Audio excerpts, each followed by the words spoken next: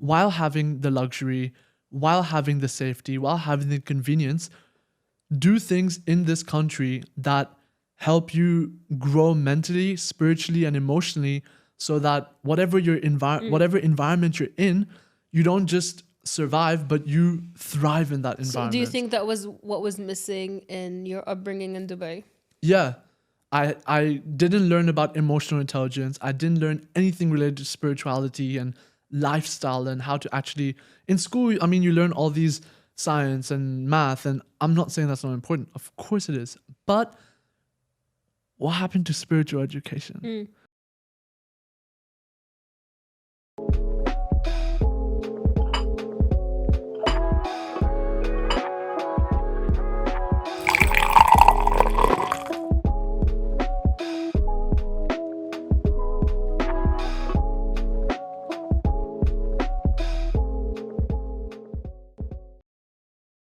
Hi fam, welcome to another episode of Badun Sukkar, where talks are unfiltered and not sugar-coated.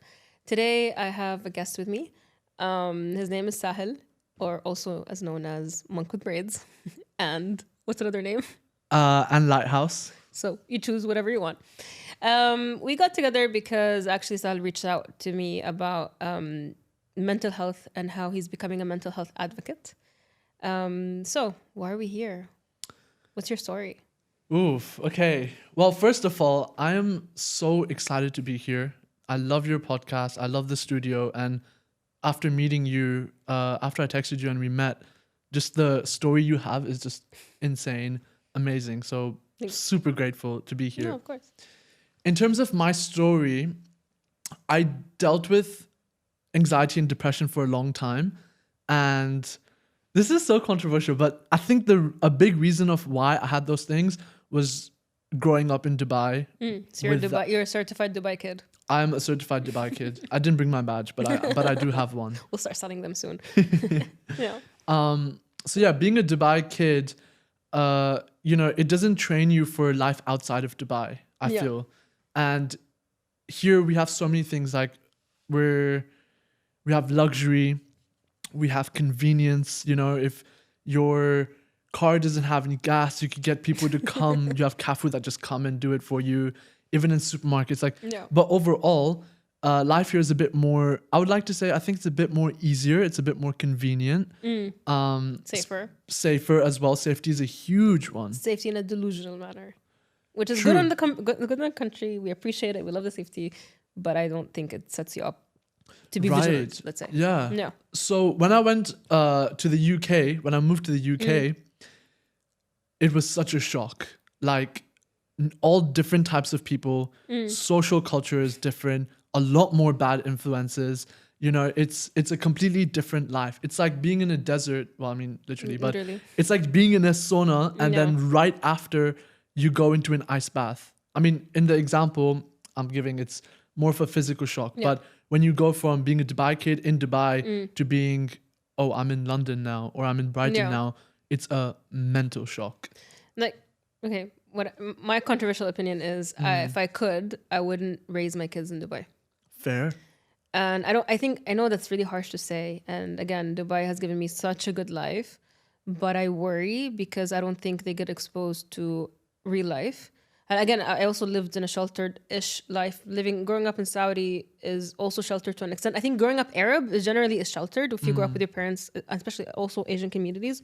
But at least in Saudi, you were exposed to different societies, different communities. I feel like in Dubai, you're very sheltered. And also, a lot of us are expats here.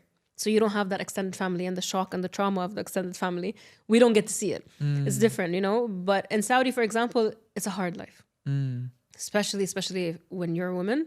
Growing up in Saudi, you have a very hard life. And when I studied in Lebanon, it was a cultural shock and every shock possible that set me up more for life. But then Dubai was another shock as well. But I couldn't imagine what it is like to grow up here, what it was like to grow up here, because I think to form life experiences at such a young age in that sheltered way, how do you unlearn it?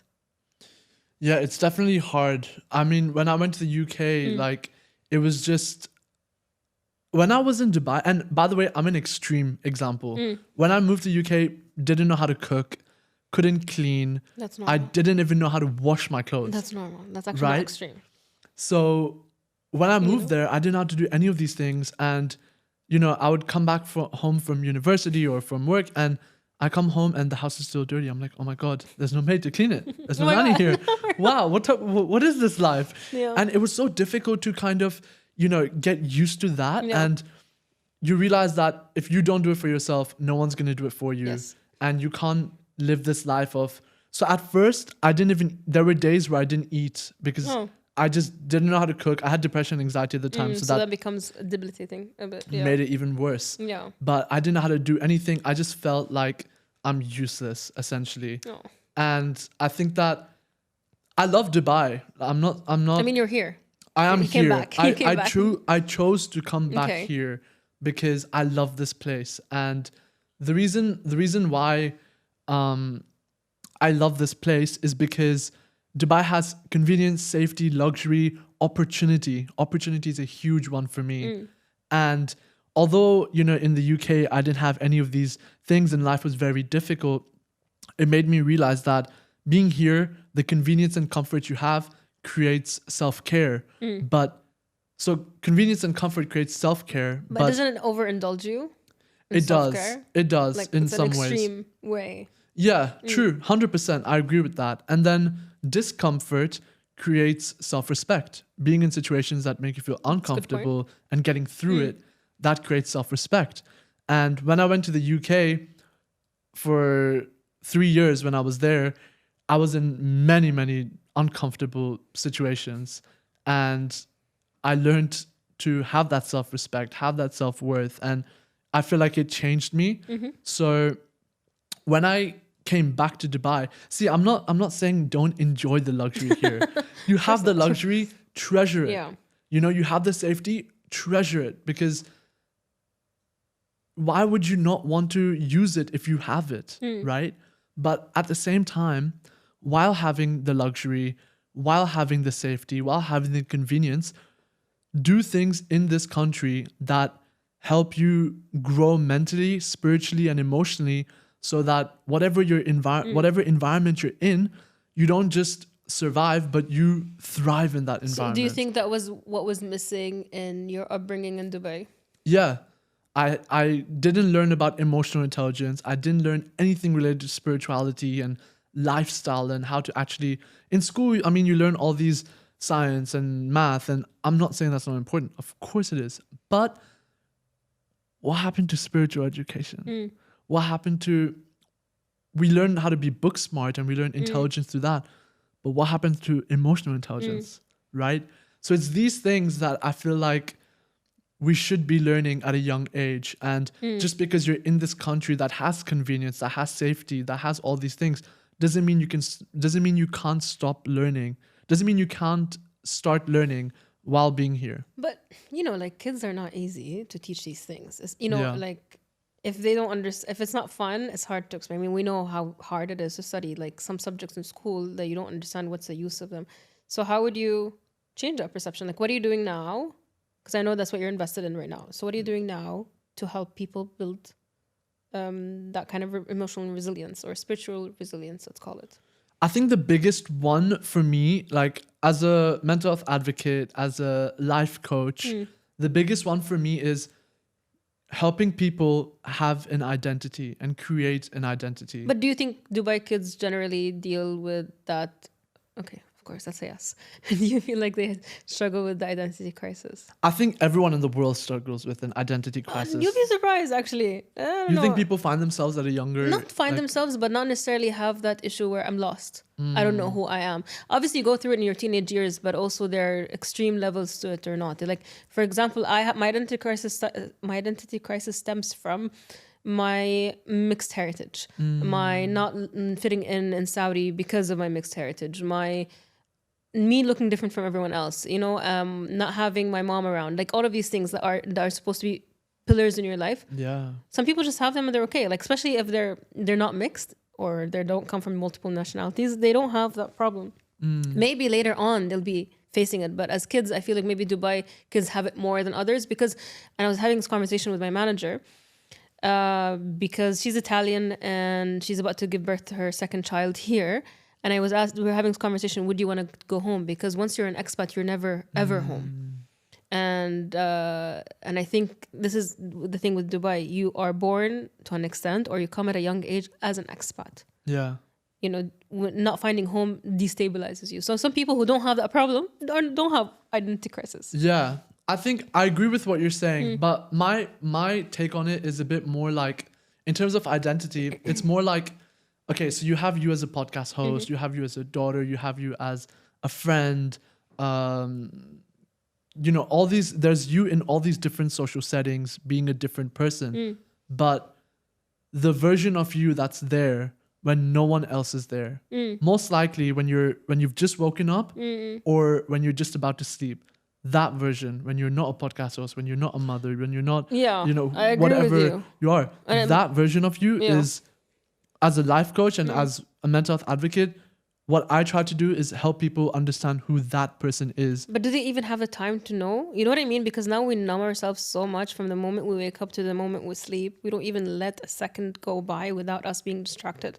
Yeah, so it is tough. And that's what I mean. All around the world, it's tough. Not only Dubai, but I think when maybe it got worse. Yeah. When you're surrounded with materialism and all these things here, I think it makes it that much harder, which also means it's that much more important to start doing at a young age.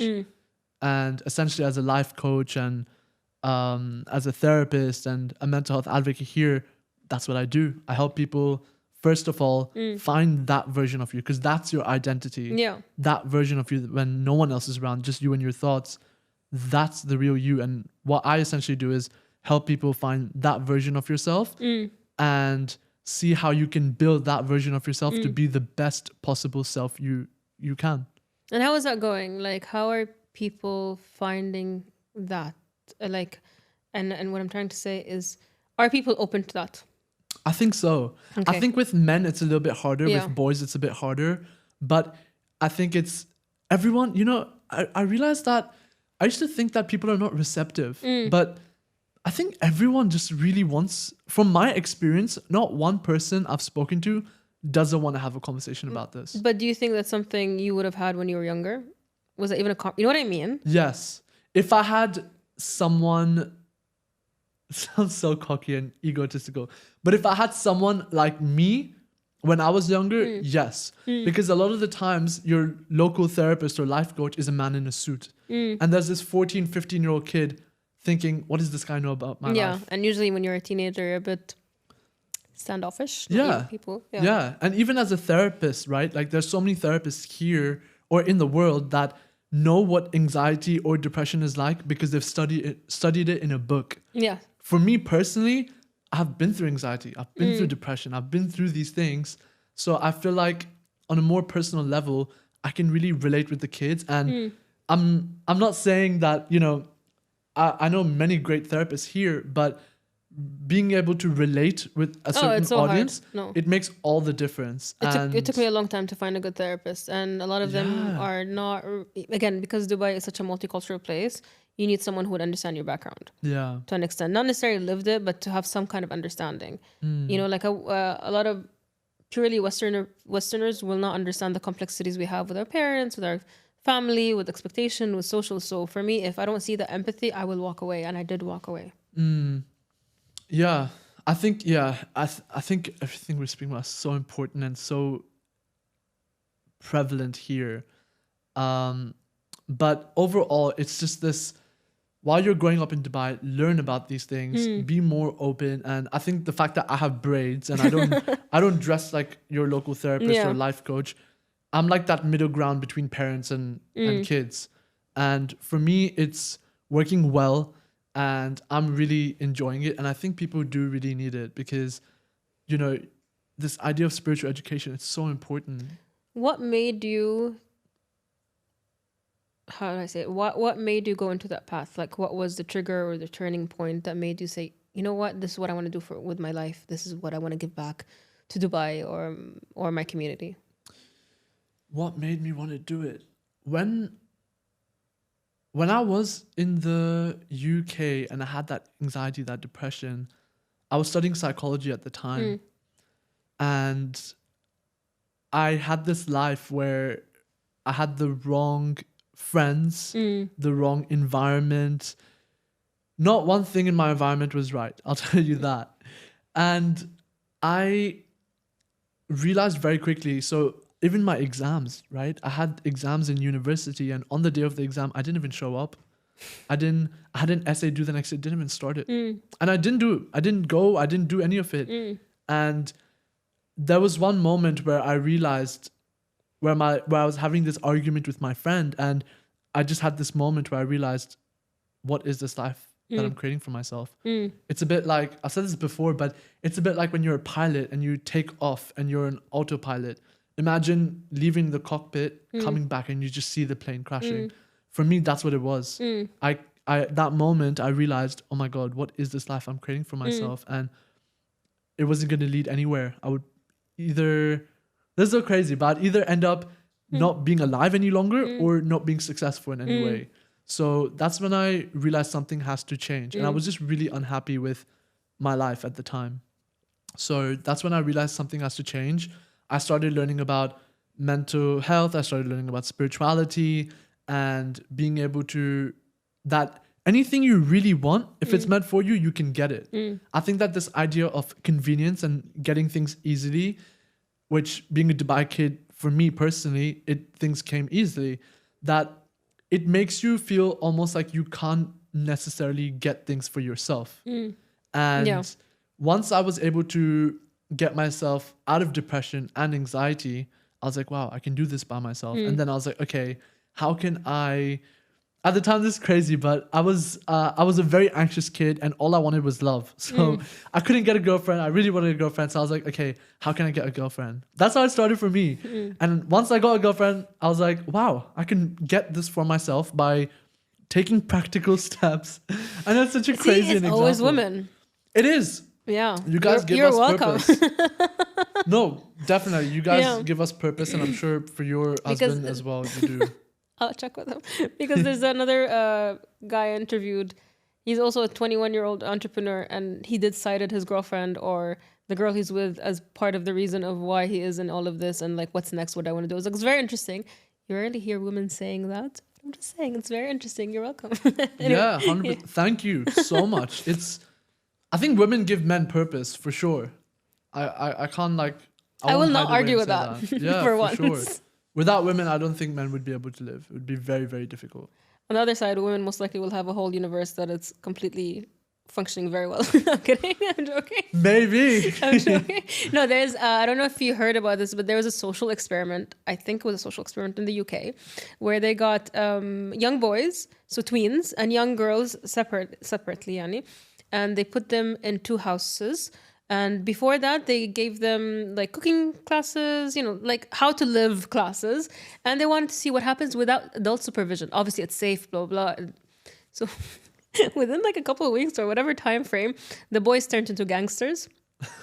It's cold. No one knew how to eat. No one knew what to do. It was really like, it looked daunting. Like I was like, what's going on? It looked cold and dark. Yeah. The girls on the other side, they were delegating. They were doing project management. They had a table in the in the kitchen, delegating who does what.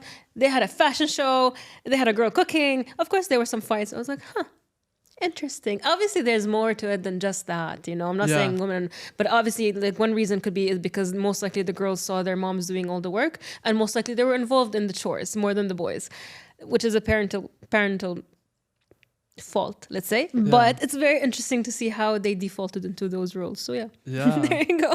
Yeah, I mean science proves it, so I can't argue that. But yeah, I think that overall this idea, even with men, we need to focus more on mental health. Yeah. And the suicide rates for men is so high. Yeah. And much higher than women. They're more violent as well. Definitely more violent. And I think a lot of people think women are more emotional than men, but I think to some extent men can be way more emotional. No, I think it's women cope better. Okay. They know how to, to process. They know how to talk about things. They look for communities. Men were shamed for so long. Yeah. You know, so even I don't think they ever had the chance to develop coping mechanism because that's shamed. Now I think, to be honest, so you're the second guy, specifically guy from the same age range talking about mental health on my podcast, and there's a third guy who actually reached out. Oh, wow. So all three of you, and I'm like, that's a pattern. And all three of you are from different nationalities. Two are Dubai kids. So you and the other guy. And the other one is who moved here. So I'm like, what is happening there? That's interesting. I'll keep an eye on it because the first one was 21. How old are you? 22. The other guy is 24. Okay. Do you see what I mean? I was like, Yeah. what's happening? Like, Damn, I thought it was special. Guess not. almost there. No, but you're the No, one I'm who's joking. actually like taking it as a career path. The rest, they're passionate about it. But I'm glad more men are speaking up. But it's very interesting that it's that age. So I'm like, what happened in your childhood that turned, like, what happened specifically in your childhood that made you stand out? But that's very interesting. Yeah. So it's hope. It is hope. And like, even the reason I came back to Dubai is everyone knows Dubai as this place where you can materially grow. Yes, Right? I agree. Yeah. And And it's sad to be reduced to that. it is. Yeah. And you know, I've had people in the UK, when I tell them there's a stigma around Dubai. I don't know Yeah, if for many sure. people know about this, but I had a girl, she was also drunk when she told me this, but when she said it, she's like, I actually genuinely hate you. And she knows nothing about me. Just because you're a Dubai kid? Maybe met her once, and she's Yeah. like, just by the way you speak and the way you move, I can tell you're rich. Okay. Just because I'm from Dubai. But that's on And I was her. like, But that's on her more than anything. That tells you more about her than it tells you about True. you know? But this idea that people just see Dubai as a place to grow materially, I want Dubai to be a place where people grow spiritually. Yeah. I agree. want people from all over the world to see Dubai as a place where you can do that. And I think I'm so privileged with this environment that I'm in now, with the people I'm with, the different groups I'm with and I'm a part of, and the discussions I facilitate and stuff like that, that I can really see Dubai for its spiritual side. And it's so prevalent in my life. And I hope that anyone watching this, if you have like, if you want to grow spiritually, if you want to have that environment, obviously I'm a life coach, but even without money, like free discussion, free groups where you can have discussions about topics like this, please like contact me, let me know. And there is so many places in Dubai where you have that. Surprisingly, yes. So in the past, I want to say, past year or so, my spirituality has grown exponentially to a place where 2 years ago I would have made fun of myself. Wow. You know, and yeah, I didn't connect the dots with it and being in Dubai, but I was exposed to it mainly in Dubai or the people I met in Dubai. And for a long time, no, not for a long time, I don't like when people say Dubai is so plastic, and I find it very limiting and arrogant and very surface level. Yeah. I don't think it's plastic. I think it's new, and that's it. Like, you guys, I mean, a lot of people, especially the Westerners, come from countries and cities that were built, you know, that has rich history. I'm not saying Dubai doesn't have a rich history, but maybe not as rich as that. But doesn't mean you get to judge people's cultures. Doesn't Yeah. mean at least we're moving forward and we've done so much. And even when I say, oh, I don't want to raise my kids here, it's very arrogant and limiting for me. And I don't think it's fair, but it's because I saw what it did to them.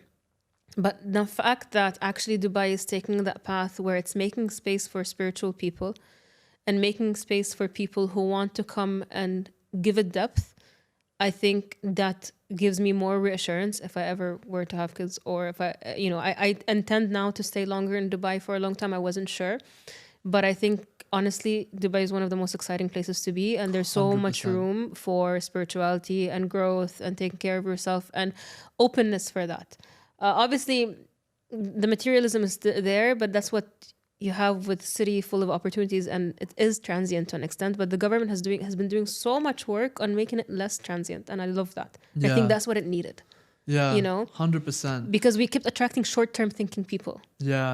you know, and with spirituality and all of that, you will retain people for longer, in my opinion.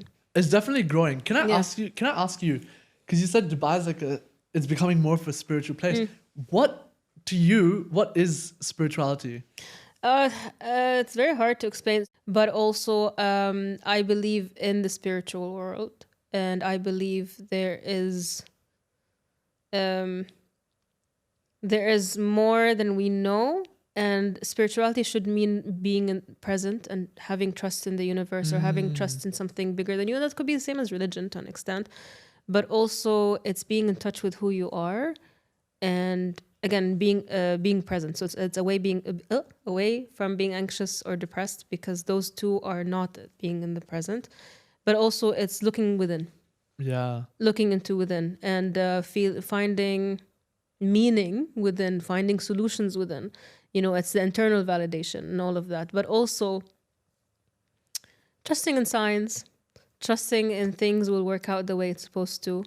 It's not rejection, it's redirection. All of those stuff. Such a great definition, by the way. I hope it's right. I don't know, because I was like, I Googled it a few times, like, what is it exactly? But I think that's my definition. I think it's subjective. Yeah, I think so. Such a great one. I really agree with what is you're it to saying. you then? I think it's very much the same thing. I just think that it's, to me personally, I feel like you have a higher self and a lower self. Yeah. And your higher self is who you are without the trauma you faced, when you're feeling your most confident. And your lower self is when you're not able to deal with life and with your current experience. And you live with a lot of shame and guilt and all of that. Yeah. Yeah. So it's what you give into. Yeah. Right. And spirituality to me is getting in touch with your higher self. Yes. And helping other people get in touch with your higher self. For me, that's what spirituality is. Like 2 years ago, all of that talk, I'm like, what the hell is that? Including vibrations and frequencies and crystals and the angel numbers and the guardians and all of these things. And I'm like, who are you? Like, what do you believe in? But now if you hear me, I am that white girl with a nose ring and a crystals in her house. And I'm like, sorry guys. But you have crystals? Small ones. Okay, wait. Can I know? Because with what you're saying with science and spirituality, why crystals? Like, I was against them for so long. So what is it? What is it about them that's I'm not sure yet. Okay. So, but I've done a couple of energy healing, and in both of my energy healing, my healer gives me a few things to do, and one of them is specific crystals. And I asked her, she was like, "Listen, they're pretty stones. It's up to you." But the belief is that these specific crystals impact the specific energy. Either they hold on to energies or they clean energies, and you also have to clean them either by putting them under sunlight or direct moonlight, which is it sounds like gibberish. Yeah. But I mean, I just got some small cute ones from a nice store called something holistic. You can buy them online. It's like 30 dirhams, small one. It's cute. It's beside my bed. I don't know. I love that. Yeah. I mean, for me, it's like, a lot of people make fun of me, and I love astrology, but not astrology as in like, today I'm gonna fall and have an accident. No, I like the idea of the new moon, full moon cycle, also your cycle's connection to that. Like, I get affected by new moons and full moons for sure, and this is why, because I realize I have those things, I'm like, something is there. But I also believe in evil eye and black magic. It's in our religion. Again, not that I'm a very big practitioner of it, but because I feel the evil eye and I know how to remove it and I feel the impact of it. So there's something always connecting me to those things that didn't make me disbelieve completely. And so yeah, crystals, I'm not sure. So I'm trying to choose and see what works and what doesn't. But I've had to meet all those energy healers, and I've done family constellation, and to see that there's something beyond what we know, and there's a bigger movement than what we think. And maybe again, some people need to assign meaning. Yeah, I think this idea of, do you know what? I think it's weird. From a spiritual aspect, because I do feel like I'm a spiritual person, I believe there's a possibility that all of these things exist and they affect you. The spirits, crystals, new moon, astrology, all of that. But personally, I haven't done the research, so I can't advocate it. And then there's the scientific side of me that's just like, it could possibly be placebo. Like, you know, there's psychological studies where they give people just sugar tablets and they say it's a medicine, and people really think it's that. Apparently, anti-anxiety medicine, a lot of it was placebo. Yeah, so it's your mind, and it's a very strong machine. 100%. So it could be. I don't know. That's what I'm saying. Maybe we need to assign something, because religion is the same. Yeah. At the end of the day, it's blind faith. True. Because I feel like humans without believing in something bigger, I think they struggle. Yeah, 100%. Having something that gives them purpose and that when they're going through the toughest times, to just detach from that. I think that that's so important. And I don't know if I believe in the crystals or astrology, but I think that if there's something you can do that just makes you a better person, do it, no matter what it is. If it's believing in this chair I'm sitting in, and you believe this chair is going to make you better, be around that chair. I think whatever it is. Whenever people make fun of me and my astrology, I'm like, listen, it adds dimension. What's it to you? And I feel like it comes from a lot of men. They get really angry because it's so illogical. I'm like, fine, get angry, but why? Also, that's a question to them. Why are you getting angry with someone who believes in something completely different than you? And again, it doesn't mean I'm going to not speak to you because you're a Gemini. Calm down, or I'm not going to hire you because of that. But it adds dimension to me and my understanding. And also, so I'm partial Lebanese. The Lebanese society is big on astrology, and so is the Indian society. So it's a really big thing. It's what you do with it. So it adds dimension. Again, there's nothing that debunked it, and there's nothing that proved it. Yeah. And in terms of spirituality, how did you find it? Like, because you weren't always a spiritual person. No, at all. If anything, I've been what you call low vibration person for a very long time. And it took a long time to change that. I've always believed, like, for example, not believed, but I always dabbled in fortune telling because it's just a part of the culture. It's there. So again, back to all of these. I never took it to heart, but it was there. I think a lot of it happened after my dad died, and I needed something to know that he's around, or, so that led me into a spiral of spirituality, not necessarily the good type. But not until recently I've done my energy healing and all of these things where I became more open. Even my energy healer, when she met me the second time, she was like, I noticed an openness in you before that. And I saw how it impacted me and how I felt and all of that. And it gives you also coping mechanism. I know the breathing technique on meditation is part and not part of it, however you want to see it, but it's all of it. It's about being present. And for me, because of my anxiety and depression, I was never present. So that's what I'm telling you. It helped me in that sense. And then it just evolved because I kept finding more and more meaning. So yeah. Before we wrap up, what would you tell people who want to have kids in Dubai but are afraid? And what do you wish you had as a Dubai kid that you didn't have? For people that want to have kids in Dubai, I think do it. Do it. Just do it. How do you protect them from turning into non-spiritual? I mean, first of all, lead by example. Okay, I think that when you're a child, psychology shows that kids don't always learn the most from what their parents say to them, but what their parents do when they don't think their children are watching. Good point. Yeah, actually, that's very true. Yeah. And your actions speak much louder than words.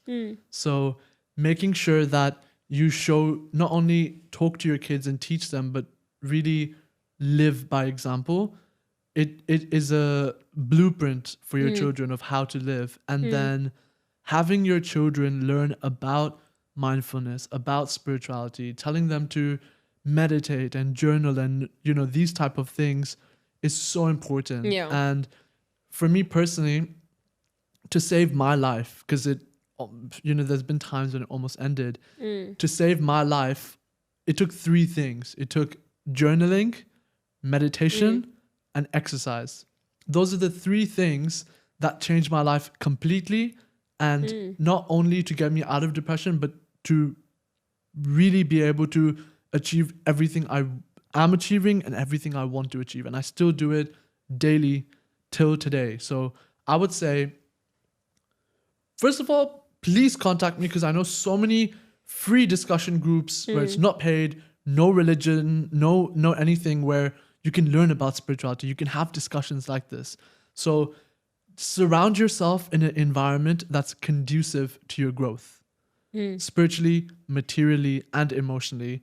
And then journal, meditate, and exercise as much as you can. That's very good advice. That's my advice. So what about you? How do you find spirituality in the midst of materialism? Because even if you're not in Dubai, I mean, our entire world is going towards that. How do you ground yourself? How do you find yourself? Are you looking for yourself? All of that. Let me know, and I will see you very soon.